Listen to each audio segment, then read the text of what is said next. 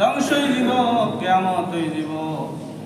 এই কিয়ামত হওয়ার পরে দুনিয়ার আর কোনো কিছু থাকতো নয়, দুনিয়ার কোনো কিছু থাকতো নাই। কুল্লু মান আলাইহা ফান ওয়া ইয়াবকা ওয়াজহু রাব্বিকা যুল জালালি ওয়াল ইকরাম। শুধুমাত্র আল্লাহ রাব্বুল আলামিন ব্যতীত পৃথিবীর সব কিছু ধ্বংস হয়ে যাবে। এই সময় আল্লাহর নামও আর কেউ নেই।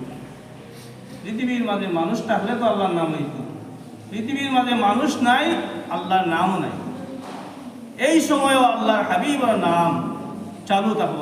সুবহানাল্লাহ। কিভাবে? ওয়ায়াবকা ওয়াজহু রাব্বিকা যুল জালালি ওয়াল ইকরাম। আল্লাহ রাব্বুল আলামিন তো বাকি থাকবা।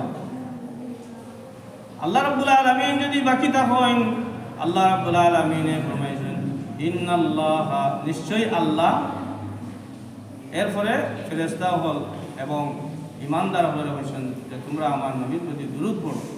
যেহেতু ফেরেশতাও থাকতো নাই, দুনিয়ার মানুষও থাকতো নাই, সব থাকতো নাই, সব ধ্বংস হয়ে যাব।